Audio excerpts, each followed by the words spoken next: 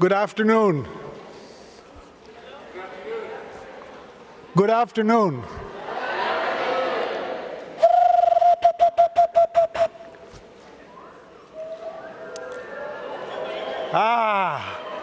I'm hearing it. I'm hearing it. Excellent. Thank you. We've even got Arctic loons. Super.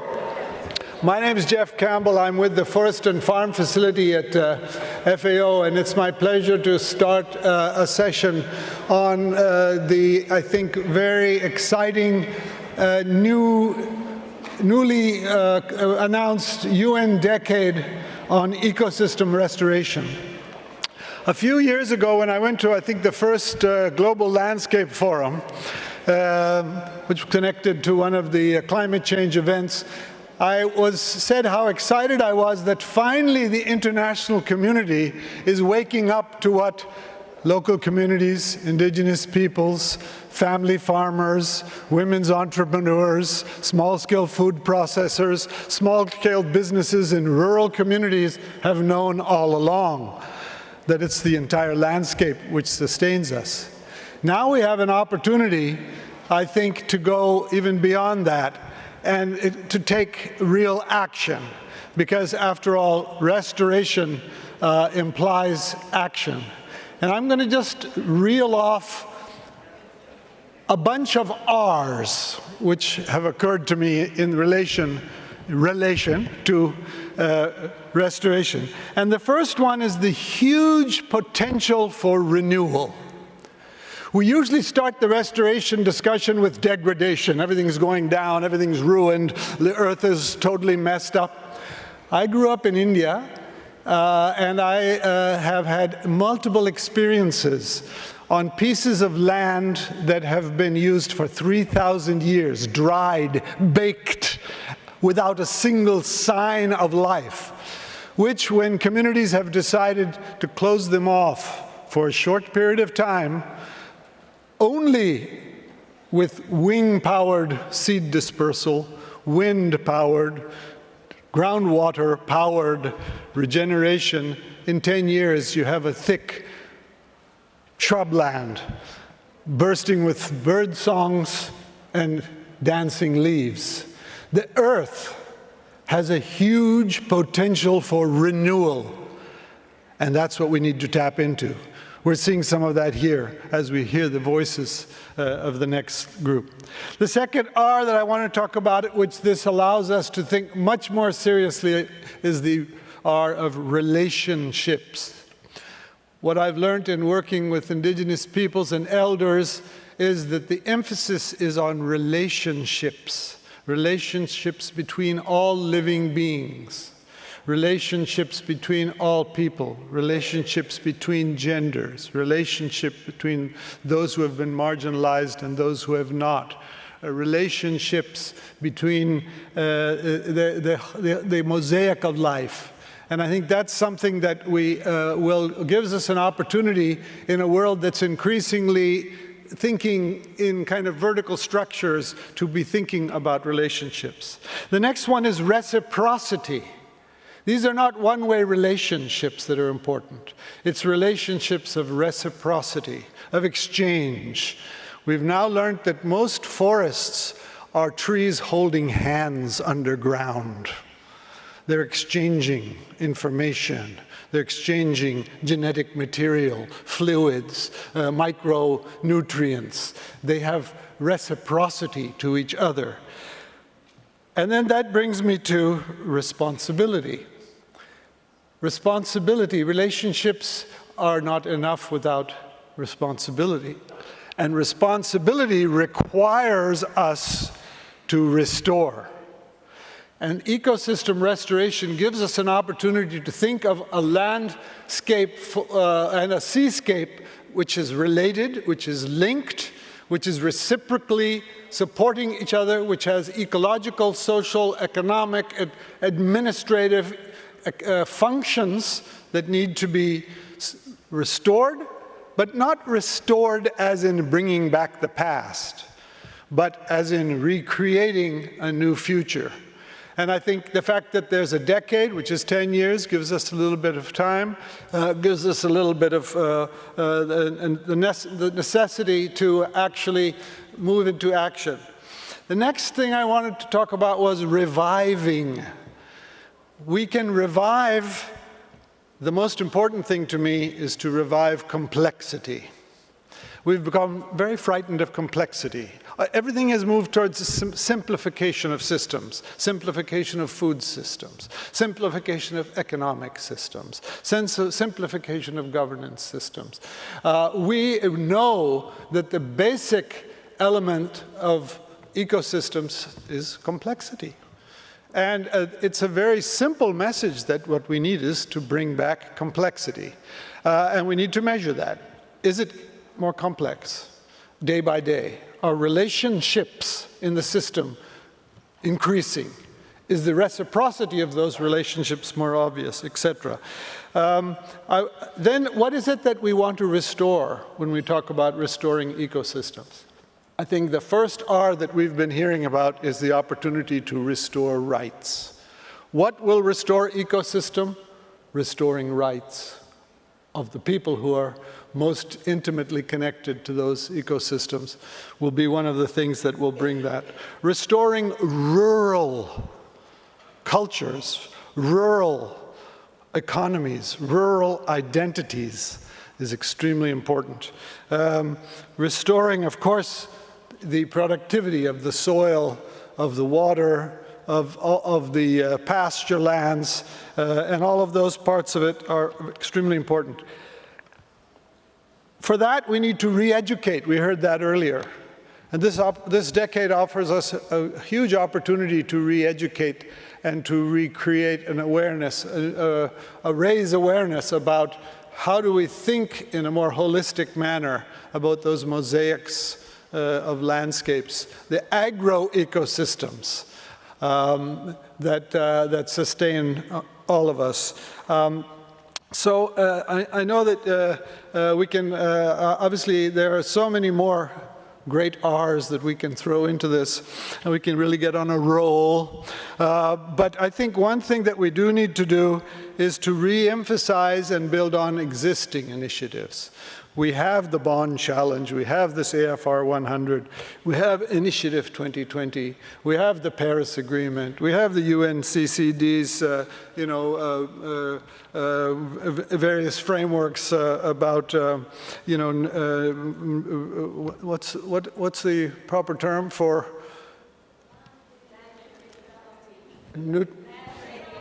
Thank you, LDN.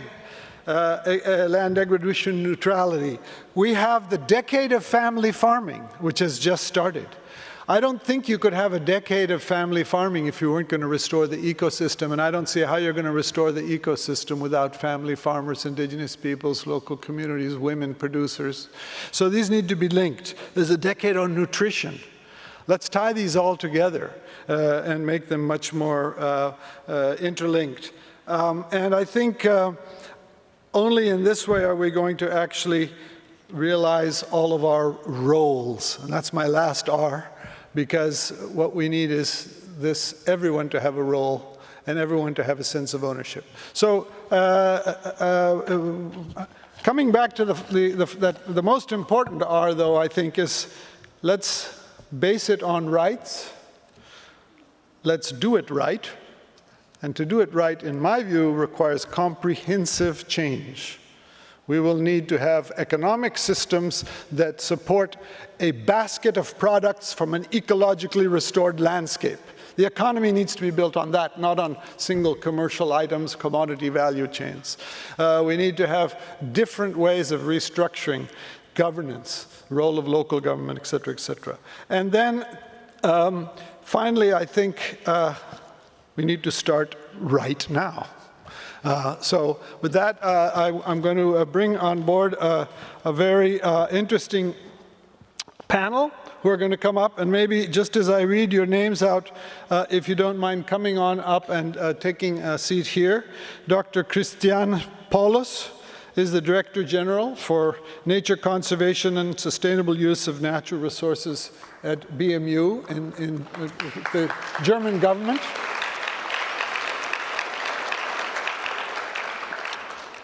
Enda Genting.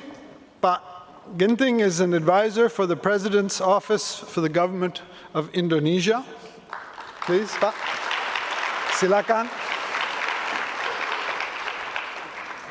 Mr. Pradeep Monga, the Deputy Executive Director, Executive Secretary for the UNCCD, and Susan Gardner from UN Environment, the Director of Ecosystems Division.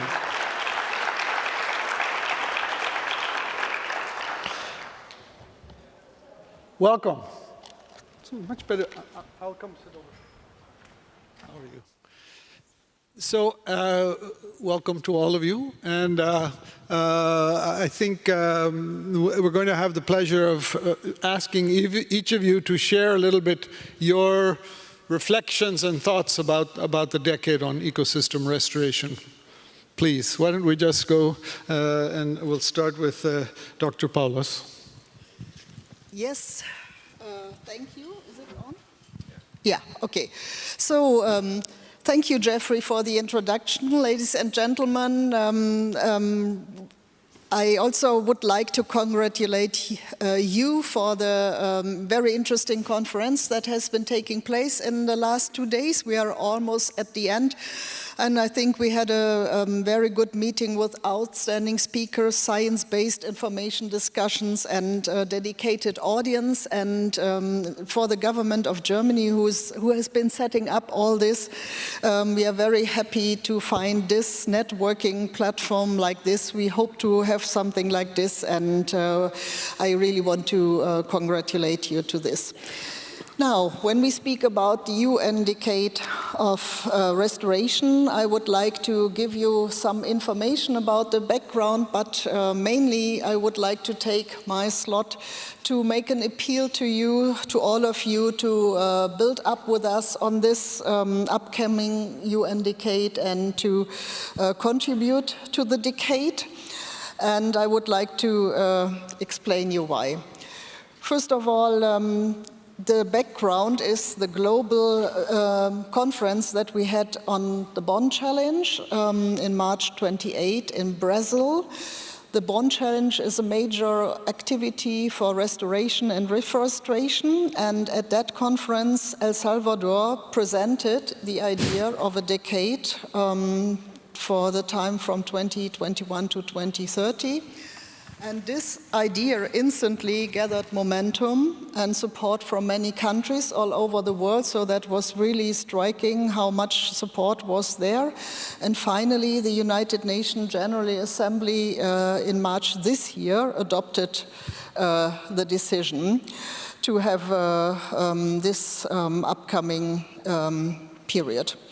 Yeah, and why do we need this decade? I think all evidence and scientific facts are lying on our table, and we need, as you said, Jeffrey, urgent action in various fields, in the fields of biodiversity conservation, climate protection. We need to enhance food security. We need to work on indigenous rights, and we really need to bring everything together, because in the issue of restoration we can also find solutions for many of these activities.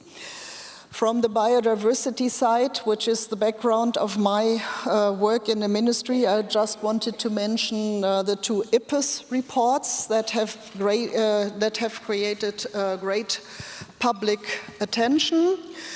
And I would like to treat you with some figures now, although I know it's not very nice figures, but I think we all should know that the first intergovernmental report on land degradation that was issued last year said that 3 billion people are affected by land degradation. That is more than 40% of the world population. That Central and South America, Sub-Saharan Africa and Asia will bear brunt of the impact from land degradation in future, and that 10% of the global greenhouse emissions are caused by land degradation. with immense loss for national economies. And there was another one, IPBES report, that came up recently, only a few weeks ago, and that was the Global Assessment Report on Biodiversity and Ecosystem Services, and that report has really gained a lot of media attention. It was recognized all over the world, and I think there was not only that figure of 1 million species that we are going to lose, that was the main message in the media, but in this report is much more also on land-based problems, and it says that 3/4 of the land-based environment have been significantly altered by human activities. It's the amazing figure that a third of the world's surface and nearly 75% of the freshwater resources are now devoted to crop or livestock production, and that we have been losing 100 million hectares of tropical forests in the last 20 years, mainly resulting from cattle ranching in Latin America. And I think these figures cannot be ignored any longer, and we have seen hundreds and years of working against nature, of negative results from human activities, and we can conclude that business as usual cannot be an option for future generations. So I think the figures are there. We have important conferences in front of us which make it possible to find policy decisions. The CBD conference is there, the climate change conference is there, which are all going to fix new strategic plans. And we also have the UN Sustainable Goals, development goals that we need to achieve. So I think the implementation is now the most important thing. The UN Decade on ecosystem restoration can be a very powerful instrument to raise awareness and to mobilize support. What we think about is that we have a massive scale-up of restoration activities, of restoring degraded and destroyed ecosystems, and that can help fight the climate crisis, build up resilience, will reduce vulnerability, and will also improve the ability to adapt. And we think that we definitely can do this only with the people living on the land and working on the land and living from the land, and we are definitely planning together to work together with local stakeholders and involve local communities. So after decades of destruction, we need a decade on restoration. We want to use, from the German side, we think it's very good to use this political message that the decade has in it, and we are willing to contribute and support, and now I think we must work together and start with it. Thank you. Thank you. And thank you also for sharing the sobering reality that really means that we have no alternative. We have to do this. Thank you so much. So maybe we'll move Ginting to you and maybe hear the perspective from the government of Indonesia. I know you were also going to discuss how to integrate this with rights issues as well. Okay, well, first of all, I'm going to discount myself because I can't talk on 10 years of restoration. I represent a politician who's only been in office for 5 years. But the second most important thing, I think it's nearing the end and the energy is still high, so congratulations to you all. One of the flagship programs of my boss, which is the land reform and social forestry, is to basically redistribute assets to people. And for those of you who aren't aware about Indonesia, we've had some Indonesian cases being mentioned. This was a state that was comfortable drawing an imaginary line in front of your house and put it into legislation and say, that's forest estate, time for you to go. That's no longer happening.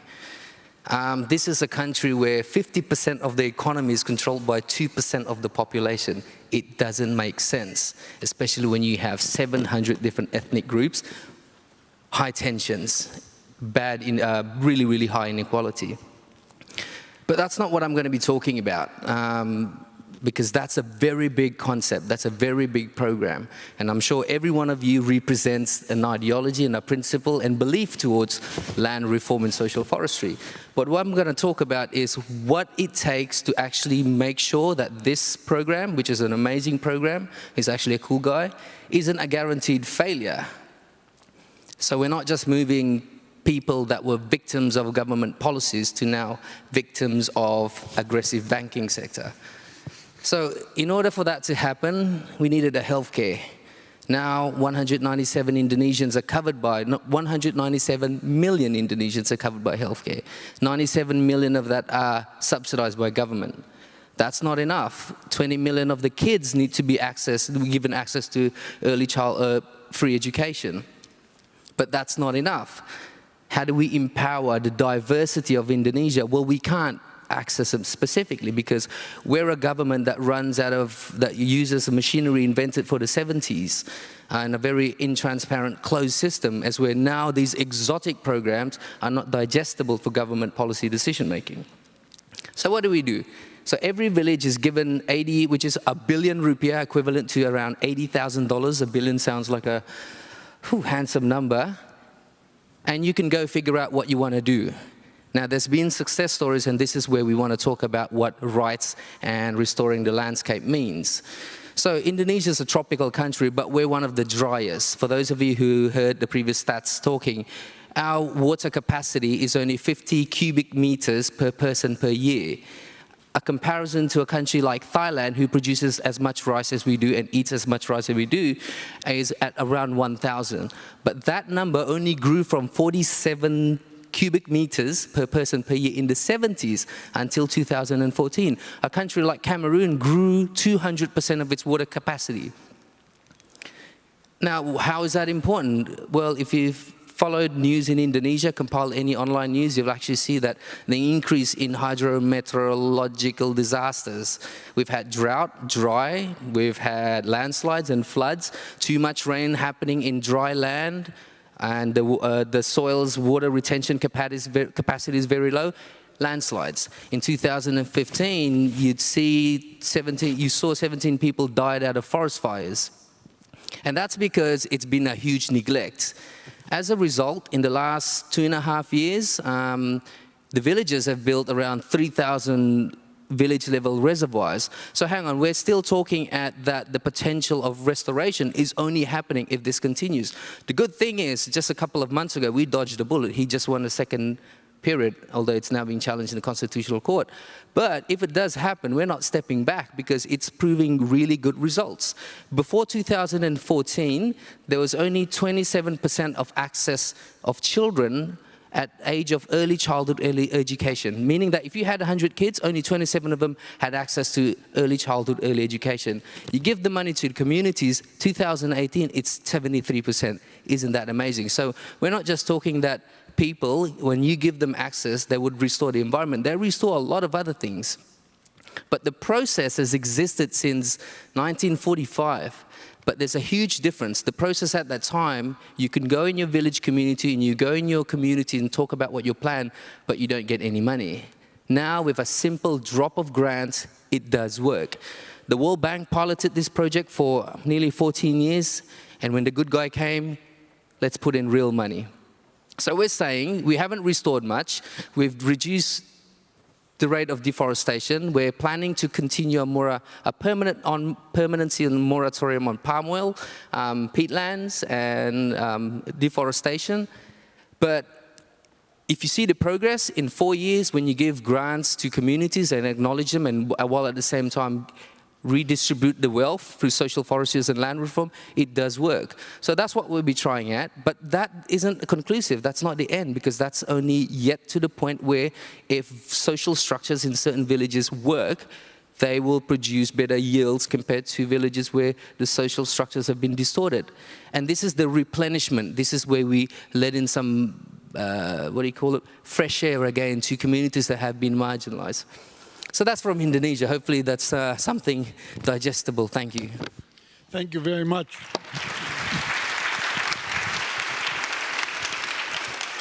And thank you also for the positive message that it is possible to redirect resources to where they're most needed, and we can see results quickly. So it's a pleasure to turn to Mr. Monga to give the perspective from the UNCCD. Thank you, Jeff. First of all, let me compliment your very inspiring opening remarks. Somebody mentioned to me that even if you're from UN system, but you're more inspiring than many of UN colleagues we always hear, because we come up with the facts and figures. If you allow me, I will use 3 or 4 slides, because you mentioned something in your opening remarks, re-educate ourselves. Let me say, re-inform ourselves. I won't say re-educate. We have very bright people sitting here, especially in the afternoon on a Sunday. That shows the commitment and the champions present here so far as land agenda is concerned. I am Deputy Executive Secretary at UNCCD, United Nations Convention to Combat Desertification. Why I'm saying whole word? Because this is one of the 3 Rio Conventions, which is least known for poor countries, for poor communities, for areas where we require action most, like you mentioned. This first slide, I'm just giving you some figures. Let me put it in right context. 1/4 of Earth's land, which is almost 20% of the whole planet, is degraded land, 2 billion hectares, out of which 500 million hectares, as we speak today, agriculture land that has been degraded over the years. And this is where the challenge is coming. How to really proceed? But more importantly, as of now, 12 million hectares every year getting degraded. And that's where UNCCD in 2015 introduced concept LDN, land degradation neutrality. Thank you. Land degradation neutrality, which means keeping land in balance. But also, the time has come to realize that land is also answer to both climate change as well as biodiversity conservation. And I'll try to explain it further in other slides. Here, it's very important to look at land issues or landscape or ecosystem services not in isolation.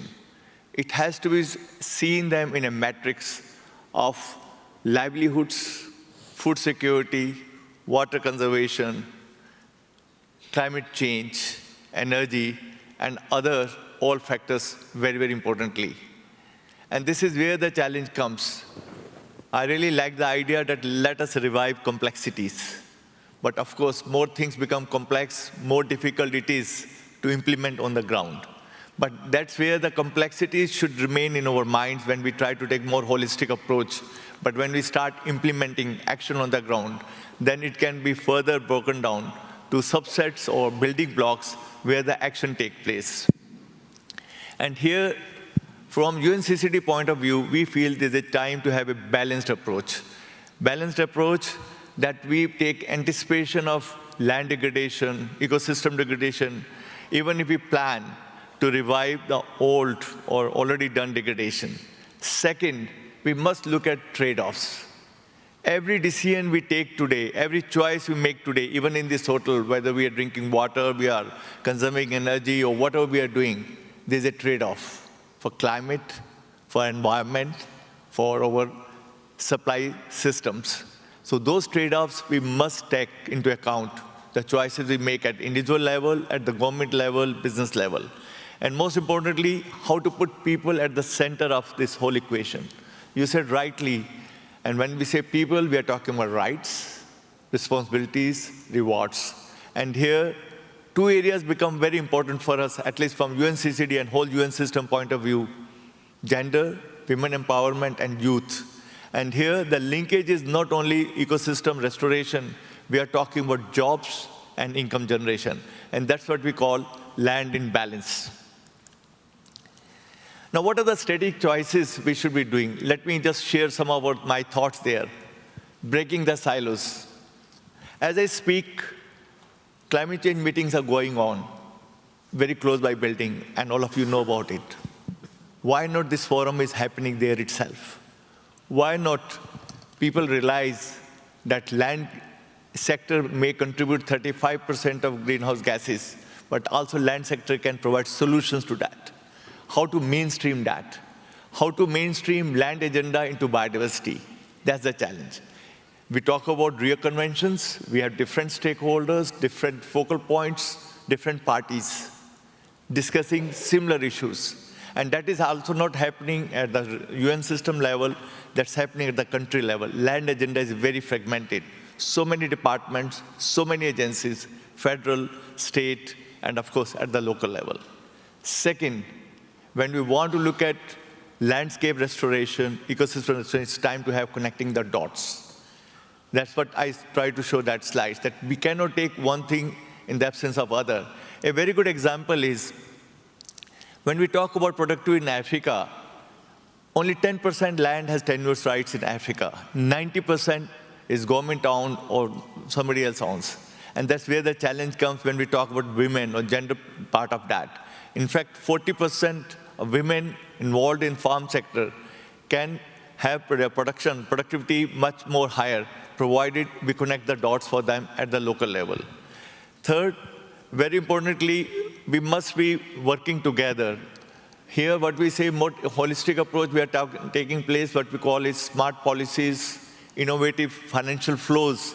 If we are talking about UN decade for ecosystem restoration, we need innovative financial flows. How do we connect it? For instance, in UNCCD, we are focusing on land degradation neutrality fund. There's so many other funds. How do we have synergies among them? And this is very, very important for us to really look at that. And that's where, not only that, we are talking about knowledge management and building capacities. We realize whatever we want to do, unless for communities we build their capacities to absorb new technologies and financial flows, we are not making any headway. In the morning session where I was there was a lot of debate on small farmers. When we say small farmers, yes, small is beautiful, but we must build their capacities. That is very important. Having a common voice and new narrative. I always wondered why land agenda is not on the top of the political voice. I come from India, and Jeff said he grew up in India. I give you a very simple example. India's population is 1.25 billion. We'll cross China in next decade. Within 10 years, we'll be most populous country in the world. Our land area is less than 2.5% of total world. That almost amounts to 328 million hectares. Guess what? 1/3, 96 million hectares land is degraded land. 18% population, 2.5% land area, and 1/3 of that land is degraded land. What are we talking about? Demographics. What are we talking about? Food security. What are we talking about? Air quality, water quality, ecosystems. That's where the challenge is coming. And also how to put land agenda at the political narrative. I have seen in landscape such meetings, we have very passionate people speaking about it. But still I feel we have a long way to go. That passion is not translating into political leadership, like in climate change or biodiversity it's happening. It's very easy to hug panda or a tiger and get funding than to talk about mundane things of land restoration in any country. And that's where the challenge comes. We must have that narrative. And let me close here by saying that it's time to have, you mentioned very rightly, relationships. And I would like to say partnerships here.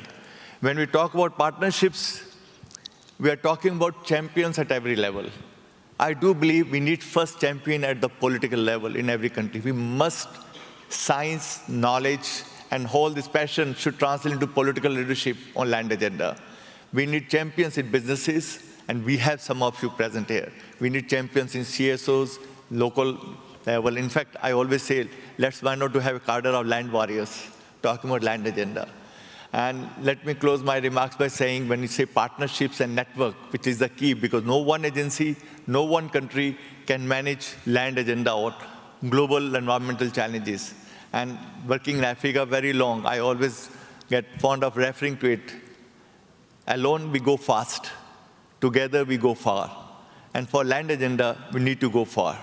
And I hope that should be the spirit of discussion here today afternoon. Thank you very much for your attention.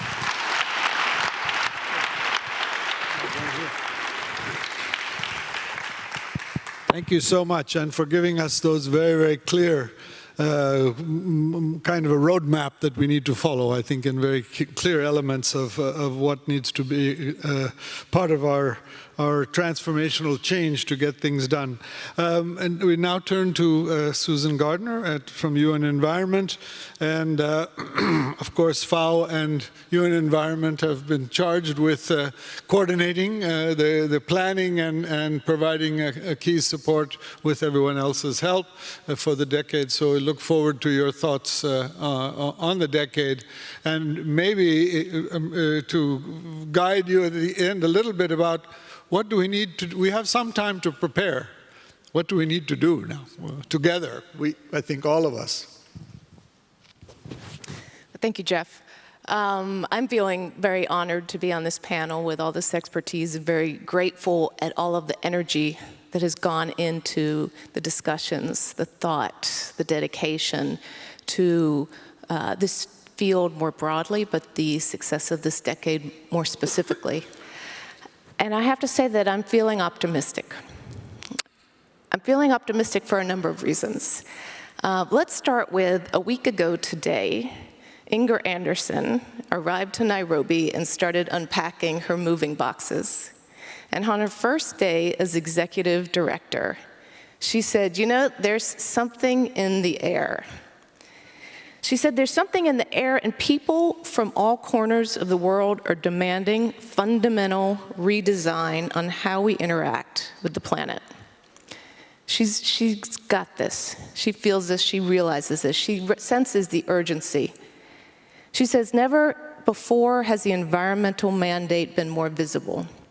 So we have great leadership at the top of UN Environment. And I have to say, I'm feeling optimistic that my boss is Joyce Musuma, and her boss is Inger Anderson. And I think we have reason to celebrate the great leadership that we have right now in UN Environment. Thank you.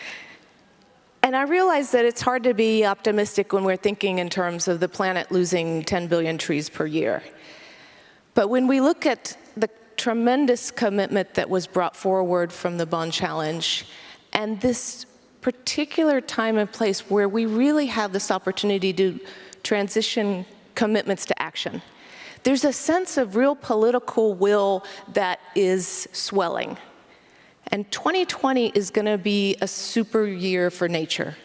We're going to have, through the multilateral discussions, tremendous energy in the Climate Action Summit, discussion of nature-based solutions there, connecting to all of the climate conversations and the biodiversity attention that's going to be happening over the next couple years. And this is going to provide great momentum going into the decade. I think that through all these conversations, we're beginning to see that governments are recognizing the intrinsic value of nature, that we will see ministers of finance valuing nature because of the services that it provides for their citizens, not for the commodities that can be sold. And understanding the difference, having a reawakening of these realizations, things that traditional cultures have known all along, both the power and the fragility of nature, and the importance of respectfully using the resources. So in modern time, I think we're relearning these lessons. I think we're seeing it happen right now. We're being reminded. As ministers of health begin to think about how important natural ecosystems are, for example, in how vegetation can stabilize the sediment in the soil so you don't have particles in the air, and that actually translates into healthier respiratory system for children and families. And they begin to realize that has value. That has a lot of value. As ministers of economy or in development, national development plans, we begin to think about the importance of landscape and vegetation in stabilizing water and helping to store water during times of drought, helping to stabilize water columns during times of storms. And they recognize that the resilience that's contributed just by leaving the landscape intact or bringing it back is immensely valuable in economic terms, in terms that ministers of environment have always understood, but now ministers of finance, health, across entire governments will be able to understand better. And so I think we're seeing this reawakening. And the resolution was specific in including a role for indigenous groups, for women, for youth. And that's essential. It's the local people in the area of the resource that depend the most on the resource, and they're the ones that are going to suffer the most when landscapes are degraded. So for people to really invest effort in restoration, they need to have a stake in the outcome. They need to understand that it matters to them, it matters to their families, it matters to their communities, and they're empowered to do something. And so we have to ensure that we have the policies in place that allow ownership, responsibility of stewardship, clarity in terms of the policy about land rights and access to resources. This is, of course, fundamental to SDG 15 and reversing land degradation, but it's also, these basic rights are fundamental to all the SDGs and to our ability to reach the 2030 agenda. So I would just close by saying that UNEP as an agency that's right there at the interaction between science and policy, we take actions that are based on real, concrete information, scientifically sound information. And so it's been a great opportunity this weekend to launch a survey that's being conducted now in response to your question about what should we do now. One of the first things we want to do is make sure we have the information. So this survey is going out globally to countries and stakeholders to tell us about where are you currently investing, and where do you plan to invest? This is going to allow us to better understand the geographic investments and plans for restoration in terms of also what are the critical habitats, so that we can identify where are there gaps and what should be the priorities as we launch into the decade in 2021. And working together with the agencies across the UN to ensure that policies and nature's value is mainstreamed into development plan, into landscape use plans, is essential. So just in closing, I do feel optimistic. And in part, it's from the kinds of statements we heard from Desmond, the co-founder of the Green Africa Youth Organization, during the opening ceremony. When he's described, in his perspective, inspirational leadership doesn't wait for power. And we've seen that in the presentations just in the last session and across the last couple days. Mayumi, from the Youth in Landscape group, she showed an example of how she is connecting across the globe, making connections with identifying those commonalities, those shared concerns in terms of environmental degradation, in terms of big issues like human rights, and inviting everyone to the dialogue. Did you hear how powerful those words were when she said that? We're inviting everyone to the dialogue so that we can have change together. That's reason to be optimistic, and thank you for that.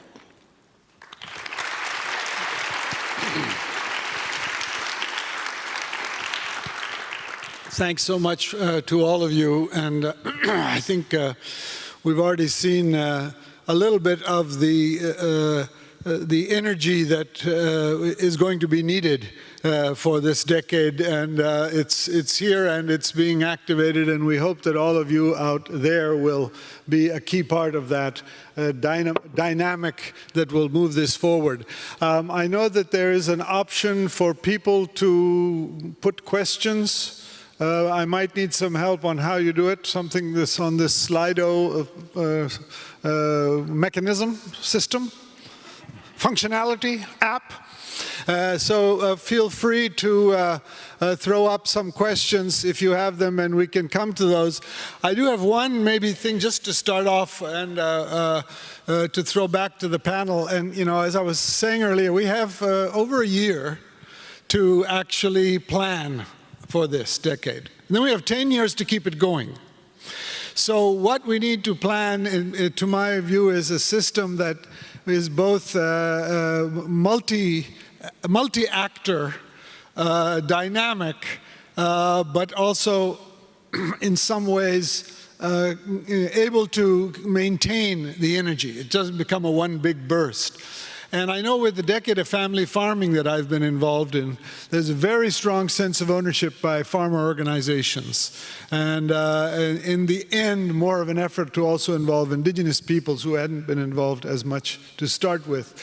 As drivers of the decade, who are the drivers for this, in addition to perhaps those of us, the institutions of government or the United Nations, clearly not all the drivers that are needed, the actors that are needed, and how can we bring them on board during this next year plus so that they themselves take charge of the decade and initiate the activities and claim it as their own. So I don't know if you have any suggestions or ideas. I know at FAO we're trying to think about this. At FAO we can provide all sorts of normative tools, methodologies, technologies, processes, work with governments on policies. But how do we get this engagement, I think, is really important. But does anyone want to give a quick thought to that? And then I'll try to see if anyone has questions related to that they want to add here. I see people are already identifying themselves according to certain categories. Maybe that's what I was supposed to ask you to do. But before that, I think this is something we're certainly thinking about. So any thoughts? Yeah, I would like to say the drivers are here in this room. From the government perspective, I would say it's our task to let people know that these things are going to happen, to provide the information, but then we would like to invite the people that have experience in restoration, that come from different areas, like the people who are working on indigenous rights. We would like to talk to climate people. We all invite them to come together, and then I'm really looking forward to what kind of creative and new ideas are coming up. Let me add to one of the drivers which we normally don't discuss in landscape restoration or ecosystem services, that is urbanization at the global level.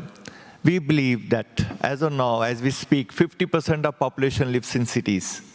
It will touch 80% by 2050. And as per the recent reports, every city requires 200 times its land area to have services it needs, the consumptions it needs for various articles. So we believe, and there's a lot of emphasis by governments, by UN system, by banks, on smart, sustainable cities. And in UNCCD, we are struck with this thing that no city in the world, especially in developing countries, can remain sustainable or smart unless we have very clear urban-rural interface issues. Unless we stabilize or sustain rural areas around that city, have more taking landscape approach, that city can never remain smart. So, in our belief, in fact, last week I was in China and I was struck by a mayor who came to meet me saying, could I have my city becoming land degradation neutral? And I was amazed because LDN is just a concept last 2 years, amazing. Because they have read somewhere that unless you move towards land degradation neutrality, or let's put it landscape restoration, the cities will never, because rural areas, the slums will form, the services they give, that area become further degraded, and people move in. And that's also linkage to migration between the cities and rural areas within the countries, also in the region. And I believe urbanization as a global driver must be looked into very seriously so far as landscape restoration is concerned. Thanks. Any other thoughts on that? I wanted to ask maybe Ginting from Indonesia, you brought up this discussion of getting resources down to the local level. Too often we talk about national policies, but not so much about local government. And I see that ecosystem restoration is going to have to be owned by local governments also, urban municipalities, cities, but also local governments. What do we need to do, bring them on board so that they feel that this is their movement as well? Well, Jeff, I'll be honest with you. So in the case of Indonesia, for the benefit of others, there's 3 structures of government, so complicated. Central government, subnational government, provincial level, and there's around 33. And then there's around 434 district and municipalities, and there's around 75,000 villages. So it's basically two options. My job is to oversimplify things. You either fix the machinery so that you can deliver through your proxy, and that might take 10 years, and yet the services aren't felt. Or you can bypass all that and then deliver. But people ask, but it's not permanent. Fine, the system isn't permanent. The delivery is based on a political fuel rather than a systems fuel. But we have people who make it permanent. Setting the precedent is much, much important given that you can't win in all aspects. So we get that question often, oh yeah, but that's business as usual. You're doing it yourself because the president's got big arms. Well, yes, but then people feel it, and there's no way we want to reverse it back to, oh, let my land be controlled by a company who doesn't care about what I want to do. That's never going to happen. If it does, it's got to be extreme enormity changes and through the systems and checks and balance for that to happen. But again, we're talking about how do we change some of the nuts and bolts. At the moment, a lot of governments, I'm just going to represent Indonesia, are still running mechanistic systems. And when we talk about landscapes, we got to be able to get the authorities on environment and forestry digesting information that is normally coming for the health, the farmers' terms of trade, or to, other sector information. At the moment, that's not happening. And when you do have a consortium of authorities sitting together, you're still having a compilation of mechanistic system but doesn't do analytical stuff. So for instance, in 2015, we had huge forest fires. And that was the first time we brought in big data information. And the machinery of government was like, whoa, what's that? But hey, that was the long-standing that allowed us to see what are the processes from fire to disaster that should have prevented it from happening. And until now, it's a long-standing policy from the president. But that was enough to set a precedent that there's information out there. But did I change the machinery? Did I change the nuts and bolts? No, not yet. I'm not that expert in doing that. So yeah, we did bypass some of the governments, but also to ensure that when people felt the benefits of these programs, most likely they'll extend and continue. And we've got 5 more years to do so. Sorry, is that not the conclusive answer? No, fine. I think there is a really interesting issue that comes up there, which is that, what's the level at which information also needs to be gathered, collected, maintained, and monitored? And we tend to focus a lot on national monitoring systems and the rest of it.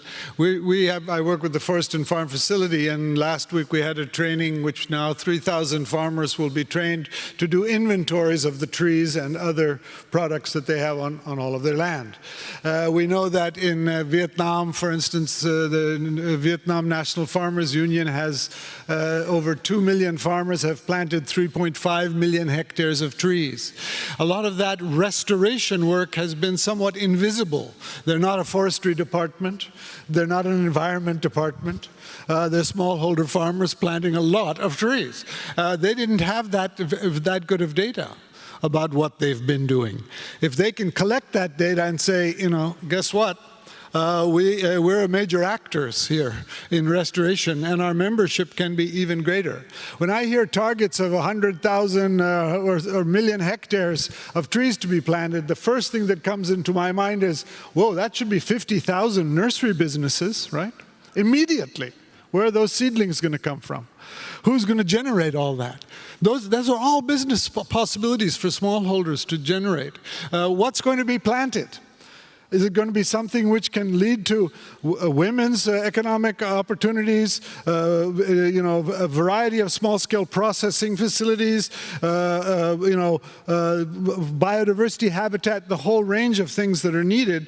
Or will we just say number of trees and plant monocultures everywhere or something? So there's a huge number of issues that I think if we are holistic and we look at your chart, Mr. Monga, that you threw up there, of the interconnectedness, that we have real potential to use this to address a whole series of different SDGs and other concerns. But a lot of it relates to where will we focus? Will we just focus on strong policy change? Will we focus on media? Or will we really focus on all these levels, going right down to the ground and the grassroots?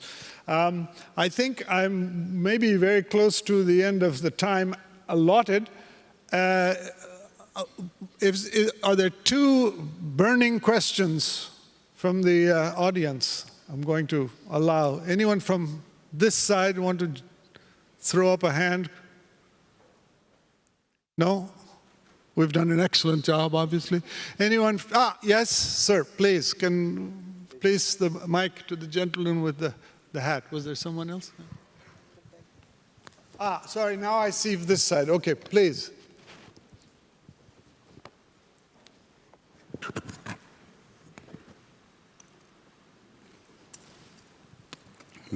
Aying sisi mashikuna kunkuna kapashun kuna pinaka.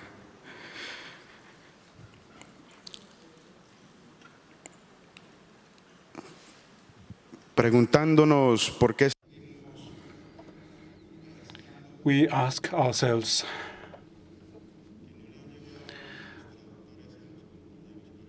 why do the panelists don't have translation devices?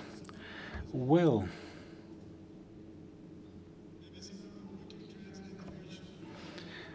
Then all of us. Porque please go on. I would like the panelists to listen to my question. We've gone from far, far away. It's important that you hear our voices. Now, can you listen to the translation? Everything is working now?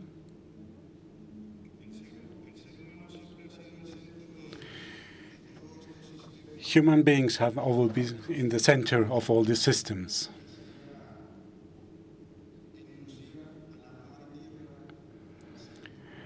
But actually, the real center of all these systems, of all the ecosystems, should be Mother Earth, because it is vital for humanity. What would happen if we come home and we see our mother without blood and only bones? And that's what's going on with the system. We should talk about Mother Earth, not only about nature and environment, but as a mother that gives us everything.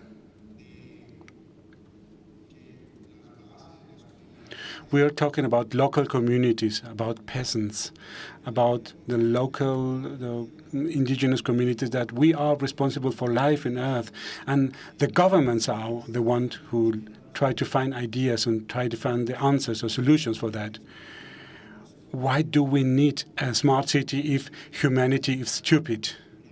If humanity doesn't understand the necessity to cure Mother Earth, not as a philosophical act, but as a real act, because it is important to renovate nature, because we have to allow nature to renovate herself. We're talking about Mother Nature, and that should be in the focus of attention of our work, of our life. It is important that we live there. We ourselves of Mother Earth everywhere in the world, and we keep Mother Earth alive. So a question for all the panelists. You have to think about it, otherwise we will come to Bonn every single time and really pollute water. We will be here in order to talk here, but at the end, we would only receive motivation from all these speeches, from all these events. We have our laws. We have our ancestral laws. We have an origin. We have the responsibility to take care of Earth. And now the system is trying to find solutions. But they forget the damage they have caused. I'm not speaking for myself. I only pass the voice from ancestors, because I don't want to talk myself. It is important that our grandfathers, our forefathers should understand. It is important to take this into consideration. Of course, technology is good. Of course, science is good, but it should serve Mother Earth. We're talking about Mother Earth, but it's not a religion, not as a philosophical question, no, not at all. It is important to renovate Mother Earth as a human being. We have to change also our thinking. The question is, how can you change your way of thinking, your system of thinking, so that your acts have consequences? All those projects, for example, how can your projects have real consequences on Mother Earth in order to renovate our mother, our Earth? How would I do it? That's the way I've been taught. I respect life of Mother Earth. If we're talking about the decade of restoration, first of all, we have to restore the heart of humanity because we have forgotten our mother. It is important to restore our hearts, otherwise we won't survive. It is important to restore our heart. It is important to change the system, but also it is very important to have a new way of working together as a community. We have made a lot of ceremonies here, but that's part of it because we all belong together. Because for many, many, many years, we belong to the earth.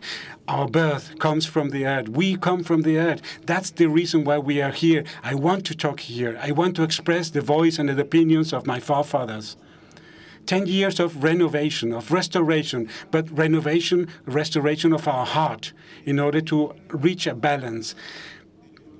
And I hope that the people that are sitting in the government, first of all, they have to restore the moral issues, the understanding they should have for the Mother Earth. And they should understand that economy is not the answer to that, because there are many territories where people don't have not money at all, any money at all, but they live much better than in the cities, which are contaminated, polluted. But first of all, we have to think about restoration of our mother within us, because our orientation should be Mother Earth. We are talking about pedagogy of Mother Earth, about education, about science of Mother Earth. We have to talk about government of Mother Earth as a subject with rights.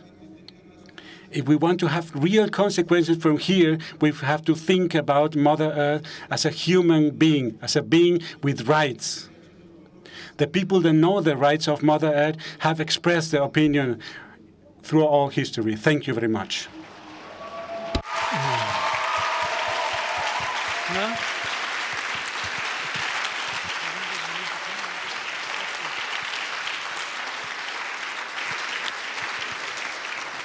Muchas gracias, muchísimas gracias.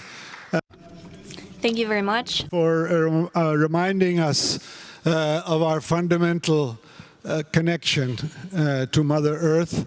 And I'm glad to see that she's still speaking through the new generation.